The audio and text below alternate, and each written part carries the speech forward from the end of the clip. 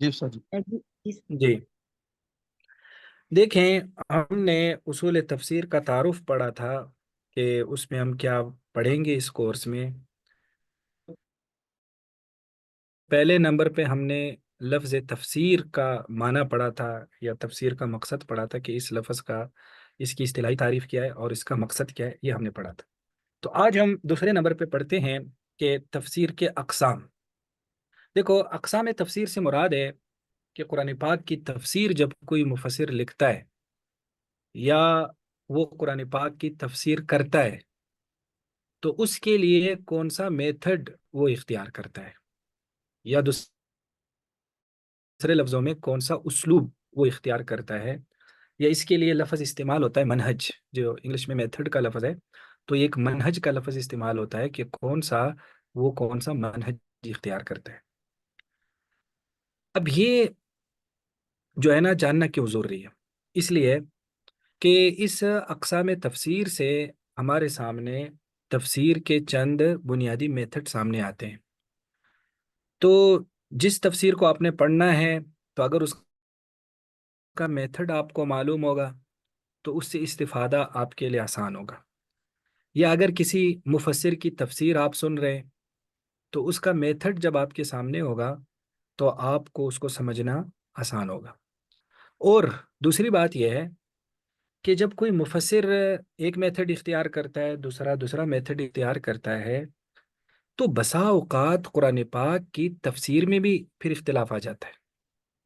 اور جو قرآن پاک کی تفسیر کے جو ایک، جس کو کہہ سکتے ہیں نا، ان دونوں کے نتائج فکر، اور ان دونوں کا جو ایک قرآن پاک کی تفسیر سے استنباط ہوتا ہے، قرآن پاک کی آیات سے مفاہیم نکلنا ہے، تو وہ پھر مختلف ہو جاتے ہیں۔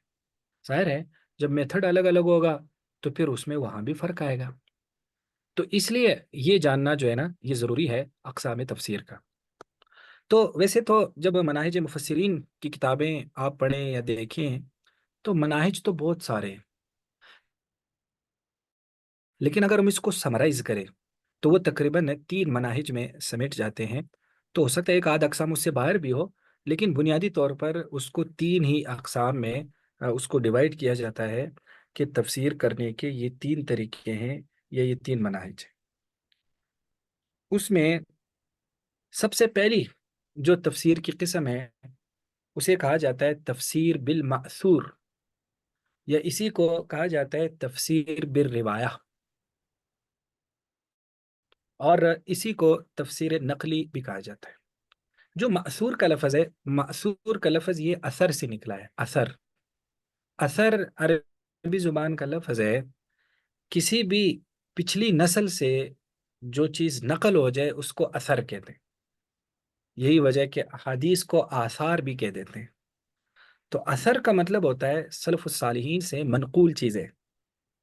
تو تفسیر بالمأثور کا گویا کہ خود خود آپ کو معنی سمجھ میں آ گیا ہوگا کہ تفسیر کرنا اس تراث یا ان کتب کی یا ان اقوال کی روشنی میں جو ہمارے سلف الصالحین سے منقول ہے، ان کے اقوال کو، اس تراث کو، یعنی وہ جو لٹریچر ہمارے پاس ہے سلف صالحین کا، اس لٹریچر کو بنیاد بنا کر قرآن پاک کی تفسیر کرنا۔ اور اسی کو تفسیر بھی روایہ بھی کہہ دیتے ہیں، کیونکہ روایہ آپ سمجھتے ہیں احادیث کو کہتے ہیں، روایات کا لفظ ہے، راوی یعنی جو احادیث روایت کرتے ہیں۔ تو تفسیر بھی روایہ کا بھی مطلب ہو گیا کہ جو ہمارے پاس روایات کا ذخیرہ ہے، جو احادیث کا ذخیرہ ہے، جو سلف الصالحین کے اقوال کا ذخیرہ ہے، تو اس کی روشنی میں قرآن پاک کی تفسیر کرنا۔ اب اسی سے تفسیر نقلی بھی آ جاتا ہے۔ اردو میں نقل اور عقل کا لفظ آپ سنتے رہتے ہیں۔ تو نقلی کا مطلب ہے کہ جو چیز منقول ہے، جو پچھلی جو نسلیں ہیں ان سے جو چیز منقول ہے، تو اس کی روشنی میں قرآن پاک کی تفسیر کرنا، یہ تفسیر نقلی کہلاتا ہے۔ تو لہٰذا آپ کو کوئی بھی لفظ سامنے آئے تو آپ اس سے یہ سمجھنا کہ کسی جگہ آپ کو تفسیر بالماثور نظر آئے گا، کسی جگہ آپ کو تفسیر بالروایہ نظر آئے گا، اور کسی جگہ آپ کو تفسیر نقلی نظر آئے گا۔ اب اگر اس کی ہم ایک طے شدہ تعریف کریں کہ تفسیر بالماثور کی کیا تعریف ہے، تو عام طور پر تفصیل بالمعصور کی تعریف یہ کی جاتی ہے کہ قرآن پاک کی تفسیر خود قرآن سے یا نبی پاک صلی اللہ علیہ وسلم کی احادیث سے یا صحابہ اور تابعین کے اقوال سے کرنا۔ قرآن پاک کی تفسیر خود قرآن سے یا نبی پاک صلی اللہ علیہ وسلم کی احادیث سے یا صحابہ اور تابعین کے اقوال کی روشنی میں کرنا، یہ تفسیر بالمأثور ہے۔ تو یہ جو تفسیر کا میتھڈ ہے، یہ سب سے زیادہ مفسرین نے اسی کو اختیار کیا ہے۔ اور اس میتھڈ کو کہا جاتا ہے کہ جب کوئی مفسر اس منہج کے مطابق قرآن پاک کی تفسیر کرتا ہے تو وہ گمراہی سے سب سے زیادہ محفوظ ہوتا ہے، کیونکہ وہ قرآن کی کسی آیت کی تفسیر خود قرآن سے کرے گا۔ آگے ہم اس کی مثال انشاءاللہ پڑھیں گے کہ کیسے قرآن سے اس کی تفسیر ہوتی ہے، احادیث سے۔ یہ اسی طرح وہ صحابہ کے اقوال کی مدد سے کرے گا یا وہ تابعین کے اقوال کی مدد سے کرے گا۔ تو جب اس کا اپنا ان پٹ اس میں نہیں ہوگا، اس کا اپنا، تو ان ظاہر صحابہ اور تابعین یا آپ صلی اللہ علیہ وسلم کی ہی ساری چیزیں کی مدد سے وہ قرآن کی ایک آیت کو واضح کرے گا، تو کم از کم اس کی ذمہ داری پھر اس پہ نہیں آئے گی نا، تو اس کی ذمہ داری بھائی کہ جن سے وہ نقل کر رہے ہیں انہیں پہ آئے گی۔ تو اس طرح سے یہ طریقہ جو ہے نا محفوظ بہت ہے۔ لیکن اس ایک طریقے میں تھوڑا سا ایک مسئلہ یہ ہے کہ اب جب وہ مفسر جو قرآن کی تفسیر کر رہا ہے، تو جب وہ کسی حدیث کو لے گا، کسی قول کو لے گا، تو اس پہ ایک پرابلم یہ آتی ہے کہ اس قول یا اس حدیث کا سٹیٹس کیا ہے، یعنی وہ قول وہ حدیث جو ہے نا وہ صحیح سند سے آیا بھی ہے یا نہیں۔ تو اگر وہ حدیث خود بخود ضعیف ہو گئی یا وہ حدیث موضوع ہے یعنی جھوٹی حدیث ہے، یا اس قول کی نسبت وہ جس صحابی کی طرف کر رہا ہے یا جس تابعی کی طرف کر رہا ہے وہ نسبت ہی ثابت نہیں ہے، تو اس میں بھی پھر پرابلم آئے گا۔ تو کہ اس میں ایک یہ خطرہ ہے، تو گمراہی کے لحاظ سے یہ محفوظ ہے، لیکن خطرہ اس میں کیا ہے کہ وہ کہیں ضعیف روایت اس میں شامل نہ کر دے، اور ضعیف یا جو بے سند باتیں ہیں، جو بے سند اقوال ہے، اس کو اس میں شامل نہ کر دیں، اور اس کو شامل کر کے جب وہ تفسیر کرے گا، ظاہر ہے تو بے سند بات تو پھر ایسی ہی ہو گئی نا کہ جیسے وہ جھوٹی بات ہو گئی۔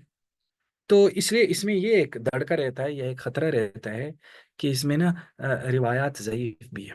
اور پھر دوسری بات اس میں یہ ہو جاتی ہے کہ جب وہ پورے قرآن کو روایات اور اقوال صحابہ کی روشنی میں دیکھتا ہے تو بسا اوقات اس کو اقوال نہیں ملتے، ہر آیت کے تحت اس کو کوئی قول نہیں ملتا یا حدیث نہیں بھی ملتا، پھر وہ ڈھونڈ ڈھونڈ کے نا کوشش کرتا رہتا ہے کہ میں اپنی اس تفسیر میں کسی نہ کسی جگہ اس کو جوڑ ہی دوں، یعنی اس آیت کے تحت میں کوئی نہ کوئی حدیث جوڑ ہی دوں، میں کوئی نہ کوئی قول جوڑ ہی دوں۔ تو جب وہ اس طرح کی کوشش کرتا ہے تو اس کا نتیجہ پھر یہ برآمد ہو جاتا ہے کہ نا وہ بہت ساری جب ضعیف روایت کا ایک مجموعہ بنا لیتا ہے تو اس کا نقصان یہ ہو جاتا ہے کہ صحیح روایات اس کے اندر چھپ جاتی ہے، اور یہ بات پھر مشہور ہو جاتی ہے کہ جو تفسیری روایات ہیں نا وہ ضعیف ہیں۔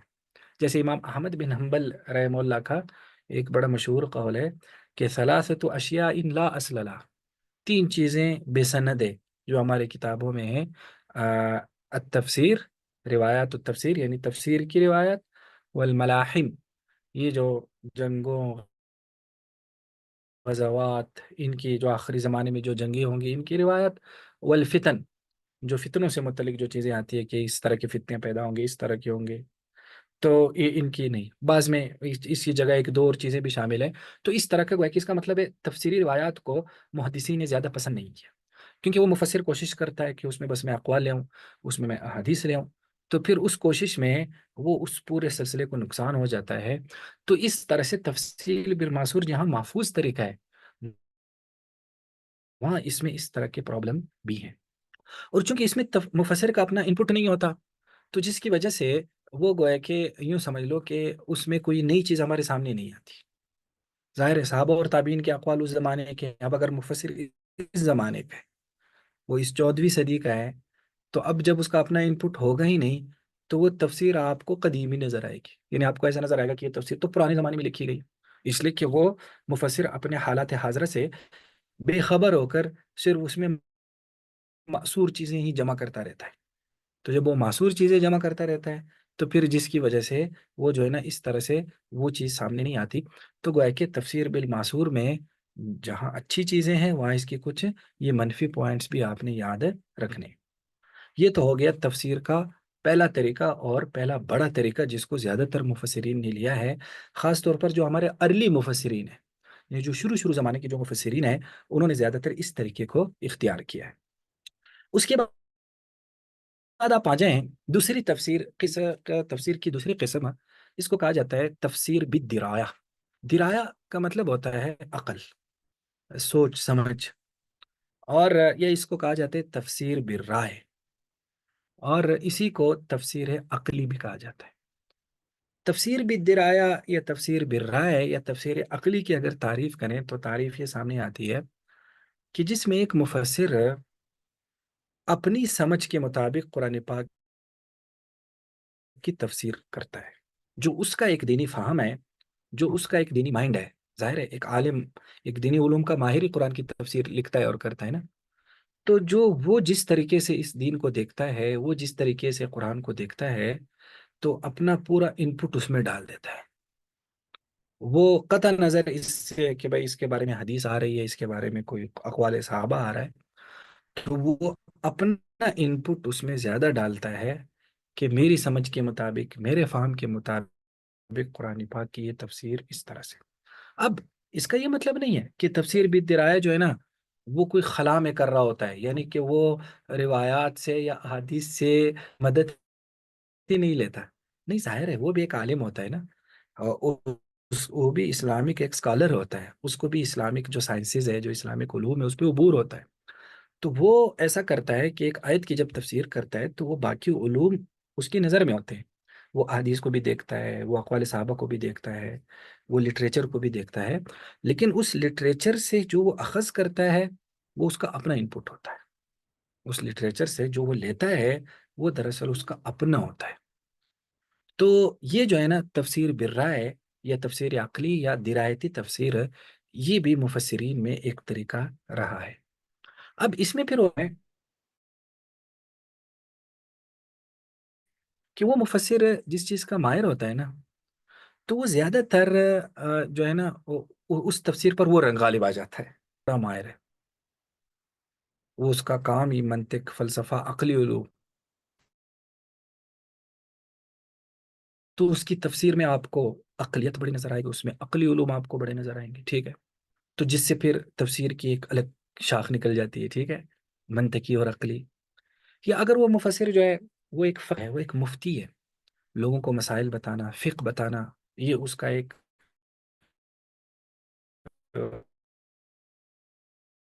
وہ ہے. تو جب وہ تو اس طرح سے وہ ہے کہ ایک الگ قسم سامنے آ جاتی ہے کہ تفسیر فقی، فقہ کے مطابق تفسیر، یا وہ احکام اس میں زیادہ آتے ہیں اس تفسیر میں. ظاہر ہے ہر آدمی کا جو ایک میدان ہوتا ہے نا، تو وہ جو بھی کام کرتے ہیں اس کا اپنا جو وہ اس میں زیادہ نظر آتا ہے. یا اسی طرح اگر وہ ایک ادیب ہے، وہ ایک لٹریچر کا ماہر ہے، اس لغت کا ماہر ہے، تو پھر جب وہ قرآن کی تفسیر کرتا ہے تو اس میں آپ کو لغت زیادہ نظر آتا ہے. اس میں قرآن پاک کی جو گرامیٹیکلی اس کی جو ایک جو اس کا اسٹرکچر ہے، جو اس کے ورڈز ہے، جو اس کے الفاظ ہیں، تو اس کو یعنی وہ اس پہ زیادہ تحقیق کرتا ہے. تو پھر آپ کو اس میں تفسیر کی قسم سامنے آج تفسیر ادبی ہے، یا یہ جو ہے نا یہ تفسیر لغوی ہے، تو یہ وہ ہے کہ ایک قسم یہ نکل جاتی ہے. تو یا اگر وہ تاریخ کا ماہر ہے، وہ جو مفسر ہے اس کا اصل میدان ہسٹری ہے، تو پھر قرآنیہ ہے، تو وہ آپ کو بہت زیادہ اس میں نظر آئیں گے. تو اس طرح سے تو یہ چیز جو ہے نا وہ اس میں زیادہ پھر آپ کو نظر آئے گی. تو گویا کہ وہ مفسر جس طرح کا ہوتا ہے اس کی تفسیر میں وہ رنگ پھر غالب آتا ہے. تو اس وجہ سے تفسیر بدرائے کے ہمیں بہت سارے رنگ نظر آتے ہیں. اور یہ صرف یہی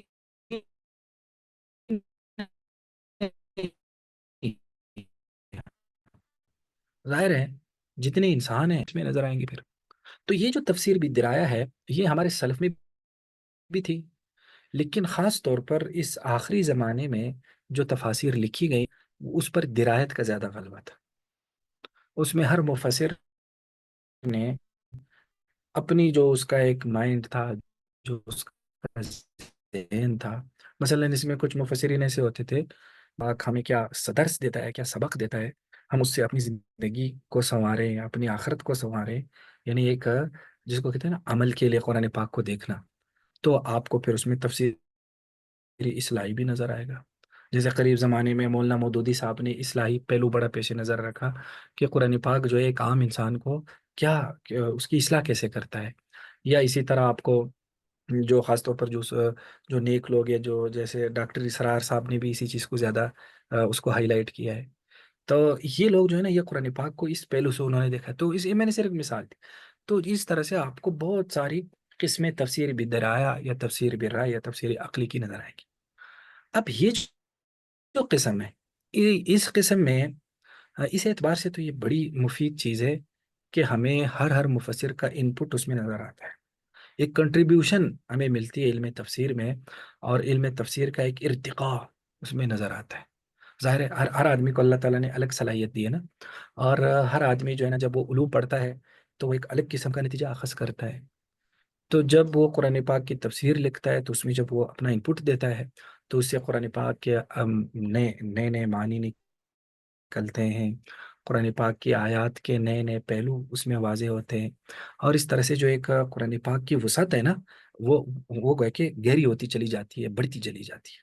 तो इसमें गोया कि तफसीर बिदराय में ये बड़ा फ़ायदा है कि, लेकिन मसला ये है कि तफसीर बिदराय हसास भी बहुत है, ये सेंसिटिव बहुत है। चूंकि कुरान पाक जो है ये कोई आम किताबों की तरह किताब तो है नहीं कि उसकी कोई भी मसलन कोई इकबाल की कोई किताब है उसकी शरह लिख लो, कोई और तरह से शरह लिखता है, कोई और तरह से शरह लिखता है। कुरान पाक एक खुदाई किताब है ना, एक अल्लाह का कलाम है, और वो एक शरीयत को रिप्रेजेंट करता है ना, वो एक शरीयत की नुमाइंदा किताब है। तो अब कुरान पाक को एक उस पूरी शरीयत के तनाजुर में उसको देखना होता है। तो जब कोई मुफसर उसमें अपना इनपुट ज़्यादा दे देता है, या जो भी उसका एक माइंड होता है वो उसमें ज़्यादा डिस्क्लोज करता है, तो उसका फिर नुकसान ये हो जाता है कि वो बसा औकात कुरान पाक की बहुत सारी आयत की तफसीर में ठोकर भी खा जाता है, क्योंकि उसका उसका अपना माइंड उसमें ज़्यादा नज़र आता है। तो जिसकी वजह से वो कुरान पाक की बहुत सारी आयत का गलत उसकी गलत तफसीर भी कर लेता है। तो जिसकी वजह से फिर तफसीर में गुमराही का एक रास्ता भी खुलता है इसकी वजह से। यानी जहाँ इससे कुरान पाक का हुस्न सामने आता है, या कुरान पाक की एक जो है ना उसकी गहराई सामने आती है, उससे पर्दे हटते जाते हैं। लेकिन उसमें नुकसान ये भी है कि इसमें क्या होता है कि इसमें गुमराही भी सामने आती है। इसी वजह से जो उसूल तफसीर वाले लोग हैं, तो उन्होंने ना तफसीर बिर्राए की बड़ी कड़ी शराइत लगाई है कि वो जो आज जिस आदमी ने तफसीर भी दिराया करनी हो ना, उसको मसलन जो है ना अरबी लुगत का वो बड़ा माहिर हो, उसको जो है ना फलां इलम का हो, कोई 16-17 के करीब उलूम लिखे हैं, कि इन सब उलूम का माहिर होगा तो वो तफसीर कर सकेगा, वरना। और जब ये सारी शराइत हमारे वो अहबाब देखते हैं जो पहली बार इन चीज़ों को देखते हैं, तो फिर वो कहते हैं देखो मौलवियों ने इतनी सारी शराइत लगा ली कुरान पाक की तफसीर की, जिसका मतलब है कि कोई करे ही ना। ठीक है, वो जैसे नहीं कहते एक मौलवी साहब ना, वो ना पुल सिरात की वो तफसीर बयान कर रहा था कि वो इतना बाल से ज़्यादा बारीक होगा, और पता नहीं इससे ज़्यादा ते वो होगा जिस तरह पुल सिरात की आती। तो एक सादा आदमी बैठा हुआ था, तो उसने कहा था अब ये कहो कि वहाँ गुजरने का रास्ता ही नहीं होगा फिर। तो वो यही कहते हैं कि देखो ये जो है ना जब आप इतनी ज़्यादा शराइत बयान करते हैं, तो वो दरअसल आप यही कहते हैं कि जो ना कुरान पाक की कोई तफसीर करे ही ना। हालांकि ये बात गलत है, इसलिए कि कुरान पाक की तफसीर ओपन है, हर कोई कर सकता है। लेकिन आवाज़ आ रही है या नहीं? जी शादी आ रही है, बिल्कुल क्लियर आ रही आवाज़ आ रही है नहीं? जी। है। तो जिस तरह के जो भी कोई इल्म होता है उस इल्म की कुछ रिक्वायरमेंट्स होती है ना, तो इसी तरह कुरान पाक की तफसीर की भी कुछ रिक्वायरमेंट्स होनी चाहिए ना। तो अगर हर कस व नाकस या हर को हम इजाज़त दें कि बस वो पढ़े, तो फिर जाहिर है उसमें वो गलती भी करेगा। तो खैर बहरहाल अगर इतने सारे उलूम जो कहते हैं कि इसका माहिर ना भी हो, तो कुछ ना कुछ बुनियादी चीज़ों का तो माहिर होना चाहिए ना। इन्हें अगर एक आदमी है उसे अरबी ही नहीं आती और वो कुरान की तफसीर करेगा, तो आप बताएं वो कैसे करेगा? तो उसने तो गलती करनी ही करनी है, वो बड़ी बेसिक गलतियां कर लेगा ना। तो इसलिए हर इल्म की के दर्स के लिए कोई डिग्री, ये डिग्री क्यों होती है दुनिया में, डिग्री का कॉन्सेप्ट क्यों है? وہ اس لیے کہ تاکہ اس علم کے ماہر اور غیر ماہر کی پہچان ہو جائے. مثلا ایک ڈاکٹر ہے تو ہم ڈاکٹر اس کو ڈگری کی بنیاد پر سمجھتے ہیں، اور وہ ڈگری دراصل اس علم کے بیسکس پڑھنے کی دراصل دلیل ہوتی ہے کہ اس نے اس کے سارے بیسکس پڑھے ہیں، تو اب یہ اس درجے پہ پہنچ چکا ہے کہ یہ وہ ہے کہ اس علم میں اپنا انپٹ دے سکتا ہے. تو ایک مفسر بھی دراصل اپنا انپٹ دے رہا ہوتا ہے نا. تو جب اس نے اپنا اس میں وہ کنٹریبیوشن کرنی ہے، تو پیچھے اس کو کچھ نہ کچھ اس کے دماغ میں اتنا ذخیرہ تو ہونا چاہیے نا اس موضوع سے متعلق کہ وہ کچھ کر سکے. تو اس لیے یہ کوئی غلط بھی نہیں ہے، لیکن بہرحال اس کو بسا اوقات اس طرح سے پیش کیا جاتا ہے کہ یہ دراصل مولویوں کی کوشش ہے، مذہبی طبقے کی، کہ قرآن پاک کی تفسیر کا جو دائرہ ہے نا وہ محدود سے محدود تر کیا جائے، اور صرف چند لوگ تفسیر کر سکے، باقی نہ کر سکے. حالانکہ جو بھی آدمی یہ شرائط پوری کر لے تو وہ تو کر سکتا ہے. تو خیر یہ چیز نا ہمارے اس آخری زمانے میں یہ بحث بڑی چلی ہے، کیونکہ ہمارے بہت سارے جدید لوگوں نے بھی تفسیریں لکھی ہے نا. جو ڈاکٹر تھے، یا یوں سمجھ لو جو اسکالر تھے، جو باقاعدہ مدرسوں سے فارغ نہیں تھے، یا جو ایک مذہبی طبقہ جس کو ہم کہتے ہیں نا مولویوں کا طبقہ، وہ نہیں تھے. تو پھر وہ ایک بحث چلی ہے کہ بھائی ان لوگوں نے تفسیر کیوں لکھی. اب جیسے سر سید احمد خان صاحب تھے، یہ اس طرح کے لوگ تھے. تو اب انہوں نے ایک پر, ڈپٹی نذیر احمد ادیب گزرا ہے، پرویز اس نے تفسیر لکھی ہے قرآن پرویز پاک صاحب. کا ترجمہ. تو اب آواز آ رہی ہے نہیں؟ جی استاد جی آ رہی ہے. بول رہے ہیں. پرویز صاحب بھی تو انہیں میں شامل ہے.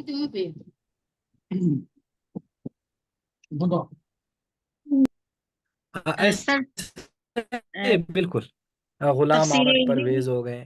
تو اب جب اس طرح کے میں آ جو جائے گی، جدید سائنسی سر سائنسی تفسیر بھی اسی میں آ جائے گی.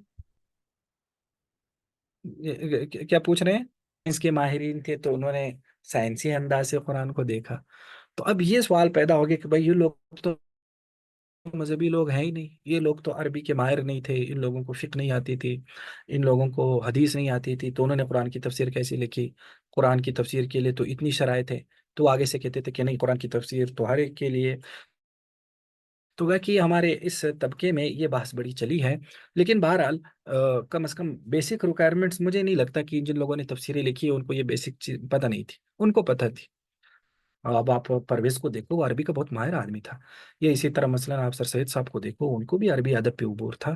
ہاں اتنی بات ہے، ان جدید لوگوں کا یہ تھا کہ وہ اتنا لٹریچر پہ ان کو زیادہ عبور نہیں تھا. یعنی جو اسلامک لٹریچر ہے نا، یا جو اسلامی مفسرین ہے، یا جو اقوال صحابہ، روایات، ان چیزوں سے اتنا زیادہ ان کا نہیں تھا، لیکن تھا صحیح. تو خیر یہ جو تفسیر بدرائے ہے گویا کہ یہ بھی ایک بڑا سینسیٹیو قسم کا وہ ہے. تو یہ گویا کہ یہ ایک تفسیر کی بڑی قسم ہے، تو یہ بھی چلتی رہی. تو یہ دوسری قسم ہے تفسیر کی، تفسیر بالدرایا. اب آپ آ جائیں ایک تیسری قسم جو زیادہ معروف تو نہیں ہے اور زیادہ استعمال بھی نہیں ہوتی، لیکن وہ بھی ایک میتھڈ ہے. اس کو آپ کہہ سکتے ہیں کہ تفسیر بالاشارہ، یا یعنی یا اشاری تفسیر. نہ، تفسیر بالاشارہ یا اشاری تفسیر، یا اس کو صوفی تفسیر کہتے ہیں. تفسیر بالاشارہ یا اشاری یا صوفی تفسیر کا مطلب ہے کہ یہ زیادہ تر جو لوگ تصوف سے وابستہ ہوتے تھے وہ قرآن کی تفسیر کرتے تھے. اب اس کو اشارہ یا اشاری کیوں کہا جاتا ہے؟ کہ وہ قرآن پاک سے کچھ ایسے معنی کشید کرتے تھے جو قرآن پاک کا ظاہر لفظ کوئی اور ہوتا تھا، اور اس کا جو ہے نا دور دراز کے نا ایک اور. عام طور پر میں سمجھانے کے لیے اس کی ایک مثال دیتا ہوں، تو لطیفہ سا، لیکن اس سے تفسیر بالاشارہ کو آپ کو تھوڑا بہت اس تک چلا جائے گا. لیکن ہم اس کی کچھ مثالیں بھی پڑھیں گے. جیسے نہیں وہ کہتے ایک آدمی گھر آیا نا، تو اس نے کہا کہ آج کیا پکا ہے؟ تو اس کی بیوی نے اسے کہا کہ خاک پکا ہے، یعنی کچھ نہیں پکا. تو وہ تو تھوڑا سا فلسفی ذہن کا تھا. تو اس نے کہا خاک پکا ہے، خاک کو اگر الٹ پڑے تو وہ کاخ بن جاتا ہے، اور کاخ جو ہے نا یہ محل کو کہتے ہیں، محل. اور محل کو اگر الٹ پڑے تو یہ لحم بن جاتا ہے. تو لحم تو عربی میں گوشت کو کہتے ہیں. تو ایسا لگتا ہے آج اپنے گوشت بنا ہے، ٹھیک ہے. تو اب وہ خاک سے کس پر چلا گیا؟ گوشت پہ چلا گیا. اس کا مطلب ہے کہ الفاظ سے کچھ ایسے معنی کشید کرنا جو بسا اوقات تو اس کہنے والے کا بھی مقصد نہیں ہوتا. بہت دور دراز کی اس میں اس کو ہمارے اس کتابی زبان میں کہتے ہیں باطنی معنی، آیات کے باطنی دور معنی. کی مثلا کروڑی ایک لان. مثال، ہاں ہاں، مثلا آپ اس کے نا قرآن پاک سے ایک مثال دیکھتے ہیں تاکہ وہ تھوڑا سا نا واضح ہو جائے. جیسے مثلا نا قرآن پاک میں ایک جگہ اللہ تعالیٰ فرماتے ہیں کہ یا ایھا الذین آمنوا قاتلوا الذین یلونکم من الکفار، کہ اللہ تعالیٰ فرماتے ہیں ایمان والو تم جہاد کرو پہلے ان کافروں سے جو تمہارے قریب پڑتے، جو تم سے ملے ہوئے ہیں، یعنی مطلب ہے کہ ظاہر ہے جو بازو میں جو تمہارے کافر ہے پہلے ان سے لڑو، پھر جو بعد میں تو دراصل ترتیب یہ ہے۔ اب یہ جو صوفیہ قسم کے لوگ ہیں وہ ان سے ایک اشاری معنی یہ لیتے ہیں کہ جب اس میں یہ بتایا گیا کہ جو تمہارے قریب کا کافر ہے پہلے ان سے لڑو، تو اگر ہم تھوڑا سا غور کریں، ہم انسانوں کے سب سے ہمارا قریب کافر ہمارے ساتھ کون لگتا ہے؟ شیطان لگتا ہے۔ شیطان تو ایک کافر ہے، تو وہ ہمارے سب سے زیادہ قریب ہوتا ہے اور وہی ہمیں سب سے زیادہ گمراہ کرتا رہتا ہے۔ تو گویا کہ اس آیت میں یہ بتایا گیا کہ تم کس سے لڑو؟ تم شیطان سے لڑو، شیطان سے مقابلہ کرو۔ اب آیت کا معنی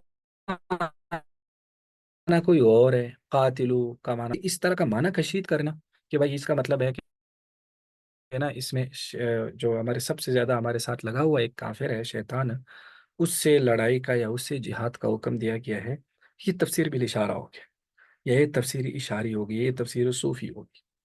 اور اسی کو پھر جب اس میں کچھ ڈیپ میں چلے جاتے تو اس میں باقاعدہ ایک قسم سامنے آ جاتی ہے، وہ باطنی تفسیر ہے۔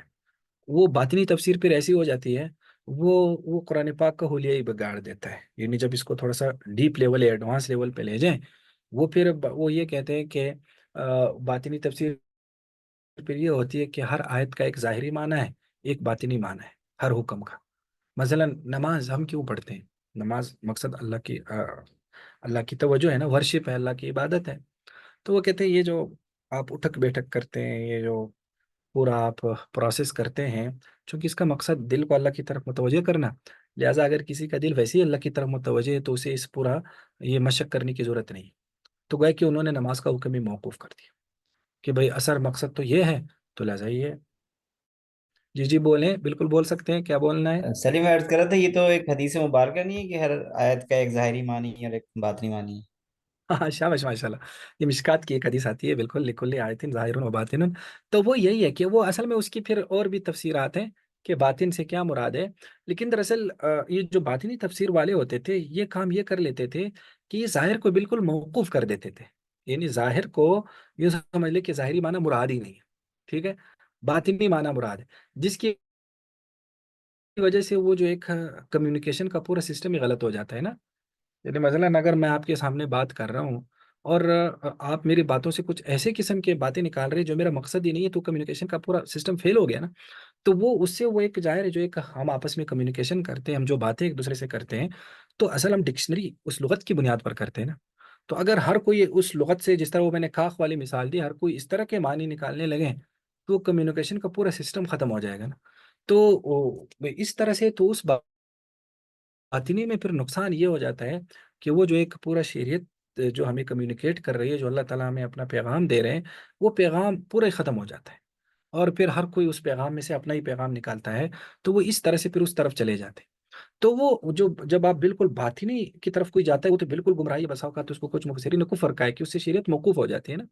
لیکن جو تفسیر اشاری ہے وہ اس سے کم درجے کی، وہ دراصل وہ صوفیہ کرتے ہیں جو قرآن کے ظاہری معنی کو بھی کہتے ہیں نہیں اصل تو ظاہری معنی ہے، لیکن اس میں اس طرح کی باطنی اشارات بھی ہیں۔ مثلا یہ جو آیت ہے یا ایھا الذین آمنوا قاتلوا الذین یلونکم من الکفار، تو اس میں کہتے ہیں دیکھو یہ حکم ہے کہ بھائی جو قریب کفار ہے پہلے ان سے جہاد کرنا ہے، یہ قرآن کا حکم ہے، لیکن اس سے ایک اشارہ یہ نکلتا ہے کہ جو کافر جتنا قریب ہوتا ہے پہلے اسی سے لڑنا ہے۔ تو چونکہ شیطان ہمارے سب سے زیادہ قریب ہے تو ہمیں پہلے شیطان کو مارنا ہے، شیطان کو مغلوب کرنا ہے، تو وہ حکم بھی ہے لیکن یہ اشارہ بھی ہے۔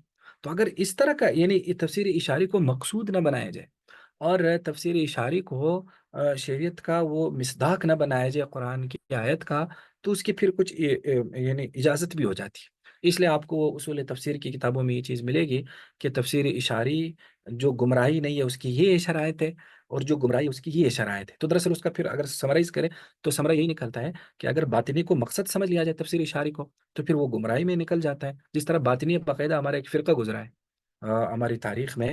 تو اور اگر تفسیر اشاری کو مقصود نہ سمجھا جائے، قرآن کی اضافی نکات سمجھے جائیں یا اضافی چیزیں سمجھی جائیں، تو پھر اس میں گویا کہ کر سکتے ہیں، کوئی بات نہیں کہ قرآن پاک ایک تو اللہ کی ظاہر ہے وہ ایک سمندر ہے، تو اس میں اگر اس طرح کے نکات کوئی آدمی نکالنا چاہے تو نکال سکتا ہے۔ تو کہا کہ یہ تفسیر بالاشارہ جو ہو گیا، یہ تفسیر اشاری صوفی ہے، یہ زیادہ تر تصوف والے لوگ جو صوفیاء ہیں وہ لوگ زیادہ اس میں کرتے ہیں، اور اس طرح کے اس میں جو ہے نا اشارے نکالتے رہتے ہیں۔ اور یہ آپ کو صرف ایسا نہیں ہے کہ یہ صرف گمراہ لوگوں نے کیا، نہیں، جو باقاعدہ صحیح علماء ہیں انہوں نے بھی اس میں تفسیر اشاری کی ہے، جیسے مثلا یہ روح المعانی بہت مشہور تفسیر ہے، آخری زمانے میں ایک عراق کے ایک عالم تھے، انہوں نے لکھی تھی، علامہ آلوسی، تو اس میں وہ باقاعدہ تفسیر اشاری کا عنوان باندھتے ہیں، جب کسی آیتوں کی تفسیر پوری کرتے ہیں آخر میں تفسیر اشاری کا عنوان باندھتے ہیں۔ یا اسی طرح مثلا ہمارے قریب کے زمانے کی حضرت تھانوی رحمہ اللہ نے جو بیان القرآن لکھی ہے، تو اس میں وہ باقاعدہ مسائل التصوف کے نام سے ایک عنوان باندھتے ہیں، اس میں جو کچھ اشارات ہے یا تصوف کے کچھ مسائل ہے تو وہ قرآن سے اخذ کرتے ہیں۔ تو اس لیے اگر اخذ کے درجے میں ہو، نکات کے درجے میں ہو، استنباط کے درجے میں ہو، پھر اس میں مسئلہ نہیں، لیکن اگر اس کو مقصود بنایا جائے تو مقصود بنانے کی وجہ سے پھر وہ کیا ہو جاتا ہے، پھر وہ قرآن پاک کا جو اصل مقصد ہے وہ فوت ہو جاتا ہے نا۔ تو پھر وہ ایک یعنی یوں سمجھ لو، اگر اس کو تھوڑا سا ایڈوانس لیول پہ کہا جائے کہ اصل میں جب کوئی بات، جو کوئی بھی ہمارے سامنے ٹیکسٹ آتا ہے تو ٹیکسٹ کو ہم لغت کی بنیاد پر دیکھتے ہیں نا، تو اگر ٹیکسٹ کو قاری کے فہم پہ چھوڑا جائے کہ قاری اسے لغت کو بائی پاس کر کے چھوڑا جائے، پھر وہ آج کل کی جدید میں جو مابعد جدیدیت ہے نا، پھر وہی بن جاتا ہے جس میں لغت جو ہے نا، جو الفاظ ہے، جو معنی ہے، اس کا پورا سسٹم تباہ ہو جاتا ہے۔ پھر جو ہے نا وہ جو ٹیکسٹ ہوتا ہے وہ اس قاری کے مطابق ہوتا ہے۔ مثلا آپ ٹیکسٹ پڑھیں گے آپ اور معنی نکالیں گے، میں ٹیکسٹ پڑھوں گا میں بالکل الگ معنی نکالوں گا، اور وہ دونوں متضاد معنی، یعنی ایک ٹیکسٹ میں پھر متضاد مفاہیم بھی پھر اس میں جمع ہو جاتے ہیں۔ تو اس طرح سے پورا ایک جو کمیونیکیشن کا سسٹم پورا متاثر ہو جاتا ہے، جو ہم انسانوں کا ایک سسٹم ہے۔ تو یہ جو تفسیر اشاری ہے تو اس میں ہے، یہ بھی بڑی مزیدار چیزیں ہیں، یعنی اس تفسیر میں بھی کافی چیزیں سامنے آتی ہیں، لیکن بہرحال اس کے یہ پہلو بھی آپ نے ذہن میں رکھنا ہے۔ تو یہ تین گویا کی بنیادی اقسام ہو گئی تفسیر کی: تفسیر بالمأثور، تفسیر بالدرایا، اور تفسیر بالاشارہ۔ لیکن جس طرح میں نے آپ کو بتایا کہ آپ کو منہج مفسرین میں کوئی 10-12 قسمیں ملیں گی، وہ زیادہ تر درایا کی ذیلی اقسام ہے، کہ ہر مفسر کا جو ایک مائنڈ ہوتا ہے تو وہ اسی کے مطابق جب اس کی تفسیر پہ وہ چیز غالب ہو جاتی ہے تو اس سے تفسیر کی ایک قسم باقاعدہ سامنے آ جاتی ہے۔ تو اس طرح سے گویا کہ آپ کو زیادہ اقسام بھی نظر آ سکتی ہے، کم بھی، تو اس لیے اس میں پھر آپ کنفیوز نہ ہو جانا کہ ہم نے تو کورس میں 3 اقسام پڑھی تھی، اس مفسر اور اس مصنف صاحب نے تو 15 اقسام نکالی، تو وہ اس طرح سے گویا کہ اقسام زیادہ اور کم ہوئی۔ تو یہ تو ایک موضوع ہمارا ہو گیا جس کو ہم کہہ سکتے ہیں تفسیر کی اقسام۔ اب آپ آ جائیں، ہمارا اگلا موضوع ہے کہ تفسیر کے ماخذ معتبر۔ اب ہم اس چیز کی طرف آ جاتے ہیں کہ خواہ تفسیر بالدرایا ہو، خواہ تفسیر بالروایا ہو، خواہ تفسیر اشاری ہو، یعنی کوئی بھی تفسیر کا میتھڈ ہو، تو وہ کون سے سورسز ہیں جن سے ایک مفسر کو تفسیر میں مدد لینی چاہیے، اور وہ کوئی اختیاری نہیں ہے کہ مدد لینی چاہیے، وہ کمپلسری ہے۔ اس میں کچھ کمپلسری ہے، کچھ جو ہے نا اختیاری ہے، تو کل ملا کے وہ کچھ سورسز بن جاتے ہیں۔ اگر وہ ان سورسز کو سامنے رکھ کر قرآن کی تفسیر کرتا ہے تو پھر قرآن کی تفسیر میں گمراہی اور غلطی کے امکانات کافی کم سے کم ہوتے چلے جاتے ہیں۔ پھر بھی غلطی ہو جاتی انسان ہے، لیکن اگر وہ جتنے وہ ان سورسز سے دور ہوتا جاتا ہے، ہم ماخذ غیر معتبر بھی پڑھیں گے، تو جتنا وہ ماخذ غیر معتبر پہ ریئلائز اپنے آپ کو کرتا ہے تو اس پہ زیادہ اعتماد کرتا ہے، تو پھر گمراہی کے امکانات زیادہ ہوتے جاتے ہیں، پھر تفسیر میں جو ہے نا غلطی زیادہ ہوتی جاتی ہے۔ تو گویا کہ اصل چیز یہ ہے کہ تفسیر کے ماخذ اور وہ کون سے سورسز ہیں، وہ کون سے ٹولز ہیں، جو آپ ٹولز بھی اسے کہہ سکتے ہیں، کہ ان ٹولز کی مدد سے جب کوئی مفسر قرآن کی تفسیر کرتا ہے تو اس کی غلطی کا امکان کم سے کم ہوتا جاتا ہے، پھر خواہ وہ تفسیر کی کوئی بھی قسم ہو۔ تو اس میں سب سے پہلی چیز ہے تفسیر القرآن بالقرآن، کہ قرآن پاک کی تفسیر کرنا خود قرآن پاک سے۔ کیا مطلب یہ ہے کہ قرآن پاک ظاہر ہے یہ کوئی 6000 سے زائد کی یہ آیات پر مشتمل کتاب ہے نا، بہت بڑی کتاب ہے، اور قرآن پاک کو جب سارا ملایا جائے تو وہ ایک چیز بن جاتی ہے، یعنی ان ساری آیتوں کو جب ملا کے تو وہ ایک شریعت بن جاتی ہے نا۔ تو لہٰذا اس کی کسی بھی آیت کو آپ باقی قرآن پاک سے کاٹ کر نہیں دے سکتے، یعنی کہ اس کی ایک آیت کو باقی پورے قرآن پاک سے کاٹ کر صرف اس جو انڈیویجول ایک آیت ہے اس کو دیکھ کر اس کی تفسیر کرنا، اس سے پھر گمراہی کے امکانات زیادہ ہوتے ہیں۔ مثلا اس کو یوں سمجھ لیں کہ جب بھی یہ ڈاکٹری میں یا طب میں جب بھی کسی بیماری کا علاج کرایا جاتا ہے یا علاج لکھا جاتا ہے، وہ ایسا نہیں ہوتا کہ وہ باقی ساری چیزوں سے اس کو کاٹ کر دیکھا جاتا ہے۔ مثلا جب ہم کسی جگہ کوئی آپریشن کرانے جاتے ہیں تو وہ ہمارے ایسے ٹیسٹ بھی کیوں کرتا ہے جس کا بسا اوقات اس بیماری کے ساتھ تعلق نہیں ہوتا۔ وہ بہت سارے ٹیسٹ کرتا ہے، ہمارے خون کے ٹیسٹ کرتا ہے، بہت سارے ٹیسٹ وہ کرتے ہیں۔ وہ کیوں؟ اس لیے کہ وہ جب بھی کسی بیماری کا علاج ہوتا ہے وہ اس پورے اس فن کی اس ایک کل کے ساتھ ملا کے ہوتا ہے نا۔ مثلا ایک آدمی اگر اس کو شوگر ہے اور وہ اس کا آپریشن کرتا ہے تو وہ اس کا آپریشن ناکام ہو جائے گا، وہ مر جائے گا۔ تو اس لیے شوگر ٹیسٹ پہلے کرائے گا، وہ شوگر لیول دیکھے گا، وہ یہ چیزیں دیکھے گا، تو وہ اس لیے دیکھتا ہے۔ تو گویا کہ ہر علم میں یہ ہوتا ہے کہ اس علم کے جو انفرادی چیزیں ہیں وہ انفرادی ہیں نہیں، وہ دراصل باقیوں کے ساتھ ریلیٹ ہوتی ہیں۔ باقیوں کے ساتھ وہ کیا ہوتی ہے؟ وہ گویا کہ اس کا ایک مضبوط ربط ہوتا ہے۔ جس طرح ایک کمرہ ہے نا، تو کمرہ تو الگ الگ اینٹوں سے بنا ہے لیکن اینٹ الگ نہیں ہے۔ اس اینٹ کے اوپر بھی ایک اینٹ ہے، نیچے بھی ایک اینٹ ہے، دائیں بھی ہے، بائیں بھی ہے، تو وہ اینٹ الگ نہیں ہے، وہ ان سے الگ نہیں ہو سکتا۔ تو اسی طرح قرآن بھی ایک ایسی کتاب ہے کہ آپ ہر آیت اس کی الگ الگ ہے لیکن وہ اس کو پورے اس قرآن کی روشنی میں اسے دیکھنا ہوگا۔ کیونکہ اور ایک تو یہ بات، دوسری اس میں ایک سمپل سی بات یہ ہے کہ قرآن پاک میں نا جو ہے نا تکرار بہت زیادہ ہے، جو بار بار اس میں چیزیں جو ہے نا بار بار سامنے ریپیٹ ہوتی ہیں۔ تو اب قرآن کا انداز ہے کہ کسی جگہ اس کو اور طرح سے بیان کرتا ہے، کسی جگہ اور طرح سے بیان کرتا ہے۔ تو اگر ہمیں یہ چیزیں نظر میں نہ ہوں تو ہو سکتا ہے کسی جگہ قرآن نے مختصر بیان کیا ہو، کسی جگہ اس کو مفصل بیان کیا ہوگا۔ تو اگر ہم اس مفصل والی جگہ کو چھوڑ دیں، صرف مختصر والے پہ اس کو دیکھیں، تو ہو سکتا ہے اس اختصار کی وجہ سے ہم اس میں غلطی کر جائیں۔ تو اس وجہ سے بھی قرآن کی تفسیر خود قرآن سے کرنا یہ ضروری ہے۔ تو یہ جو ہے نا قرآن کی تفسیر قرآن سے کرنا، ایک مفسر کو سب سے پہلے اس کو دیکھنا ہوگا کہ یہ جو ہے نا جو قرآن کی تفسیر ہے تو اس کو سب سے پہلے اس کو یعنی اس طرح سے دیکھنا ہوگا۔ اب مثلا اس کی اگر ہم کچھ مثالیں دیکھیں، اب مثلا نا قرآن بہت ساری جگہوں پہ ایک یعنی قرآن پاک جو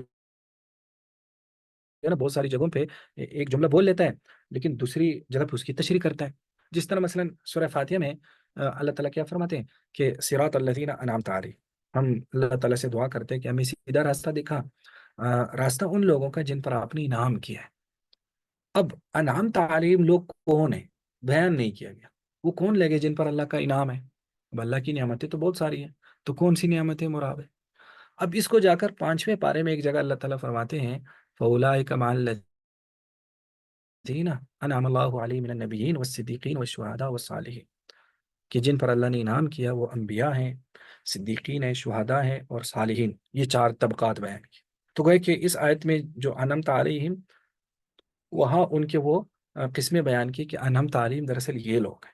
تو گویا کہ ہم ان کا راستہ مانگ رہے ہیں، انبیاء کا، صدیقین کا، شہداء کا اور صالحین کا۔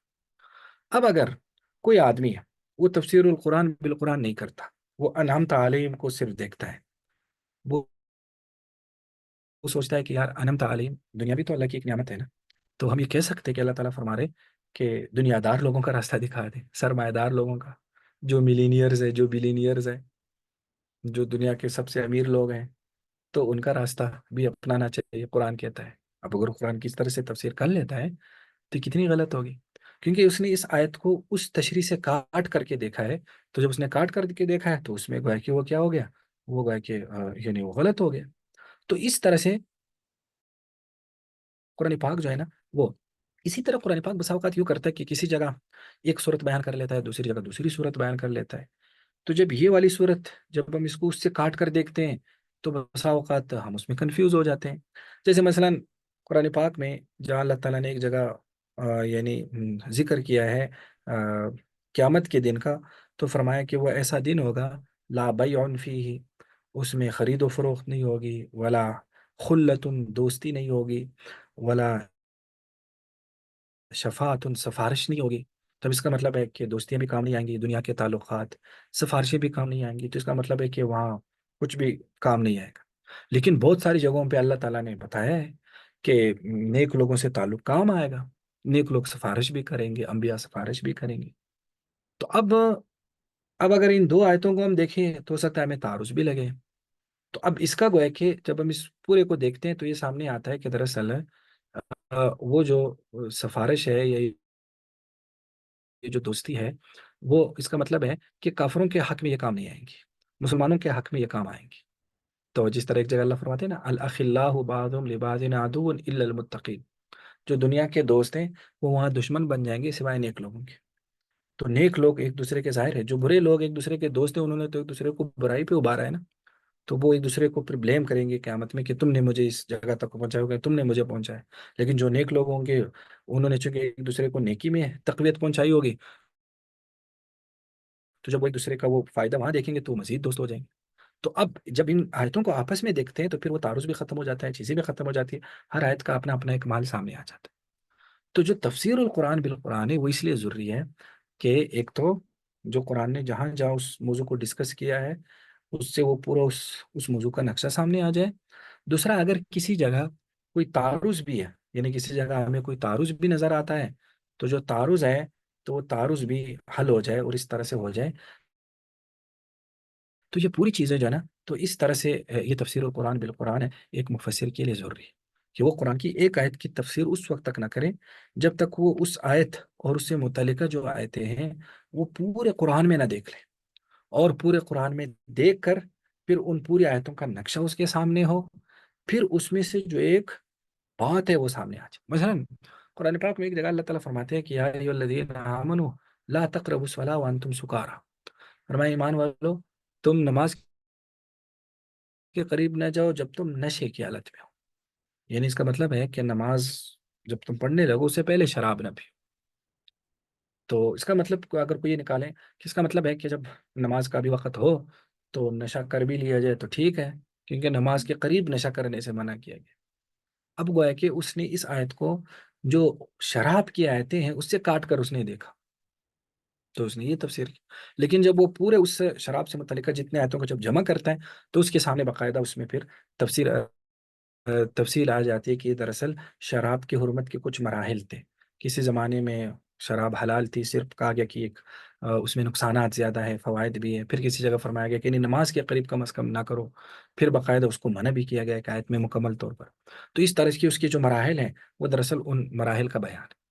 تو قرآن کو جب پورے قرآن کی روشنی میں دیکھا جاتا ہے تو پھر بالکل آیتوں کا ایک الگ مفہوم ہوتا ہے، لیکن جب قرآن کو قرآن سے کاٹ کر دیکھا جاتا ہے تو اس میں پھر یوں سمجھ لو کہ گمراہی کے اور آیتوں کو غلط تفسیر یا غلط معنی پہنانے کے بہت سارے اس میں امکانات ہوتے ہیں۔ تو یہ گویا کہ تفسیر کی سب سے بڑا ماخذ تفسیر القرآن بالقرآن۔ اور ہمارے کچھ جدید زمانے کے مفسرین کہتے ہیں کہ یہی ایک ماخذ ہے۔ ہم آگے 4-5 ماخذ اور پڑھیں گے، لیکن وہ کہتے ہیں صرف یہی ماخذ ہے۔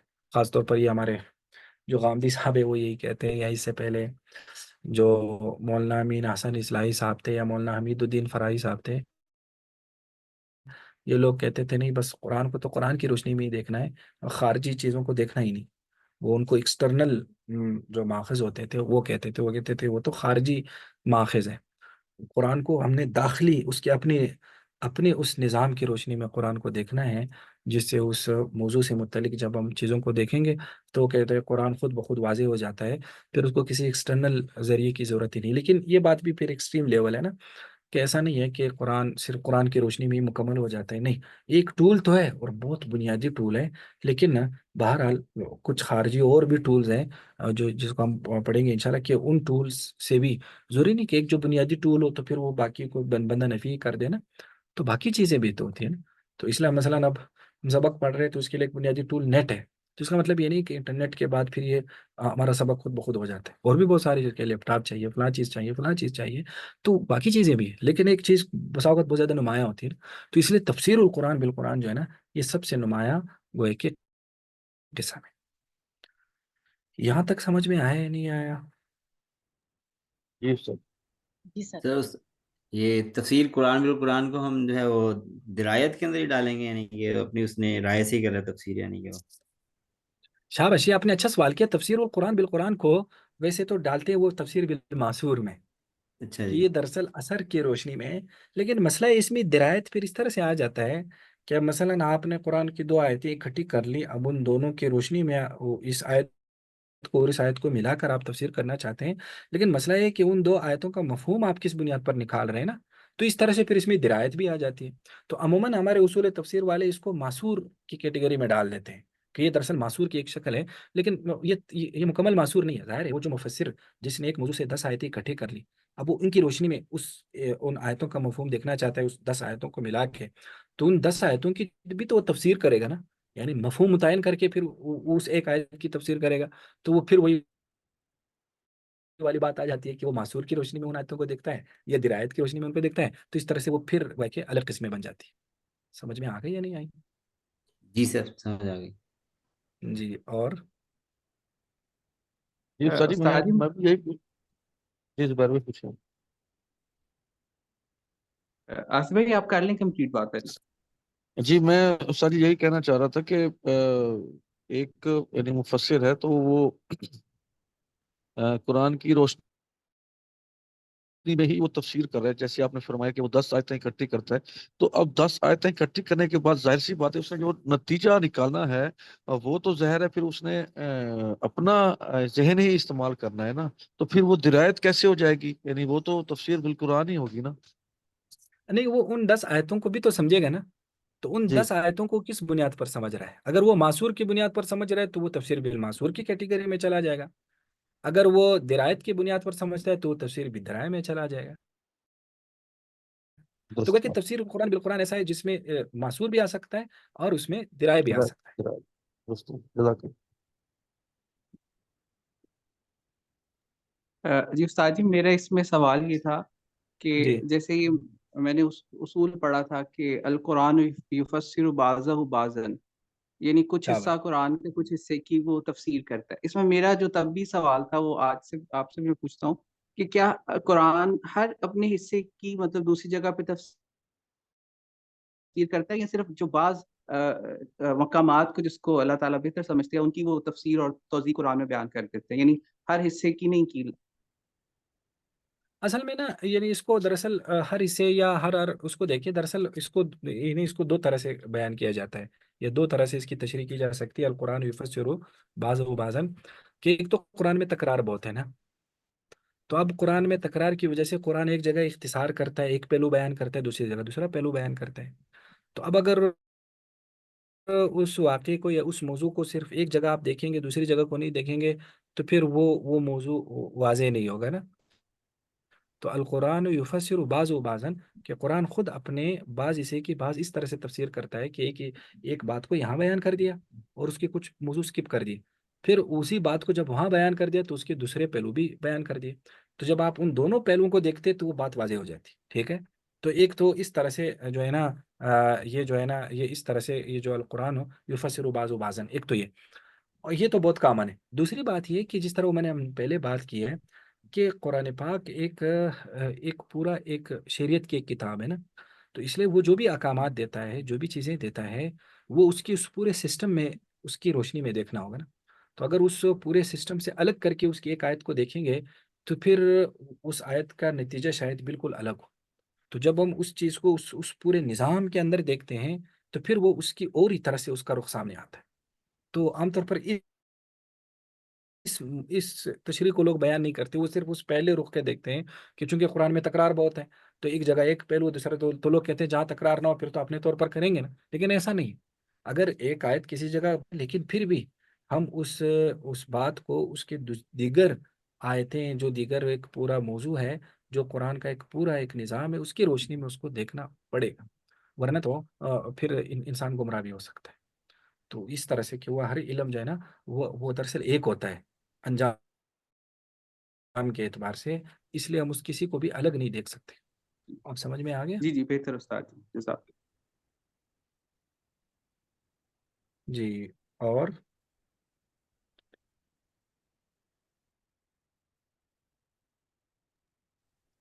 ایکسکیوز می سر، چلے پھر جی اس میں سب اتنا. سے جی خطرناک جو ہے وہ پوچھیں. تفسیر اشاری ہے.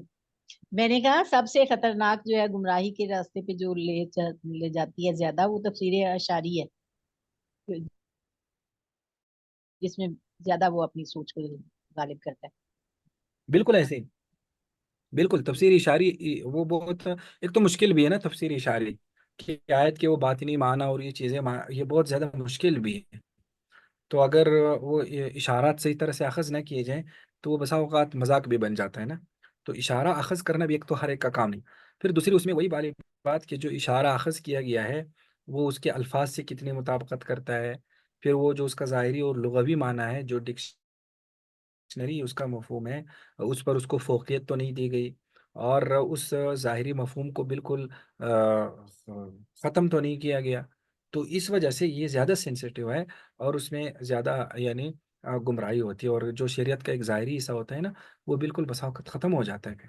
تو اس لیے وہ واقعی زیادہ ایسا ہے کہ اس میں انسان گمراہ ہو سکتا ہے.